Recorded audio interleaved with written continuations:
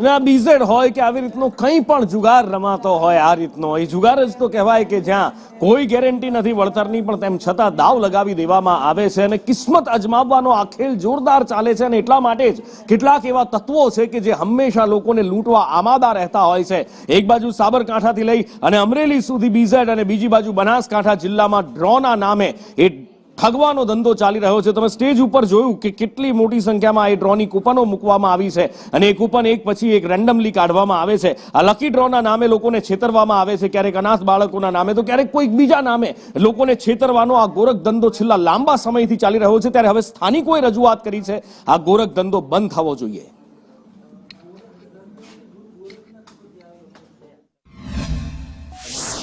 અને મહેનતની કમાણીના તમારા પૈસા બરબાદ થઈ જશે.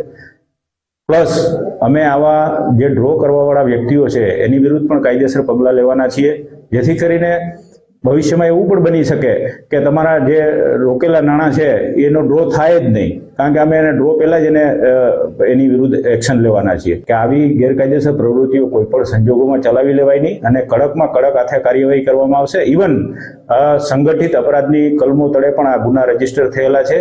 એટલે આમાં જેટલા હશે, જે એજન્ટો હશે, છેક નાનામાં છેવાડાના એજન્ટ સુધી અમે જશું અને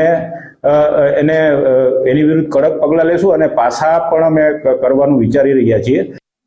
કશ્યપ લાઈવ જોડાયા છે. કશ્યપ, કેટલા સમયથી આ બધું ચાલતું હતું? કેટલા સમયથી આ ધંધો ચાલી રહ્યો હતો? લોકોને ઠગવાનો આ કારસો કોના દ્વારા ક્યાં ક્યાં કેવી રીતે લોકોને ફસાવવામાં આવતા હતા? અશોક માળી નામનો એક વ્યક્તિ છે ને તેની સામે ફરિયાદ જે છે તે દાખલ કરવામાં આવી છે.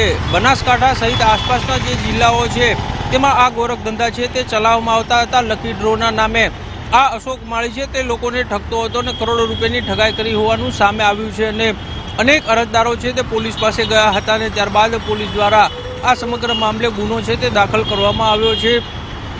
લકી ડ્રોના નામે આ અશોક માળી અને તેના મળતિયાઓ છે તેના દ્વારા લોકોને લૂંટવાનો ધંધો છે તે કરવામાં આવ્યો હતો અને આખરે લોકોને એ વાતનો અહેસાસ થયો કે તેમની સાથે ઠગાઈ થઈ રહી છે. તેના કારણે જ મામલો જે છે તે પોલીસ મથક પહોંચ્યો હતો અને ત્યારબાદ તેની સામે ગુનો દાખલ કરવાની કાર્યવાહી છે તે પોલીસ દ્વારા કરાઈ છે.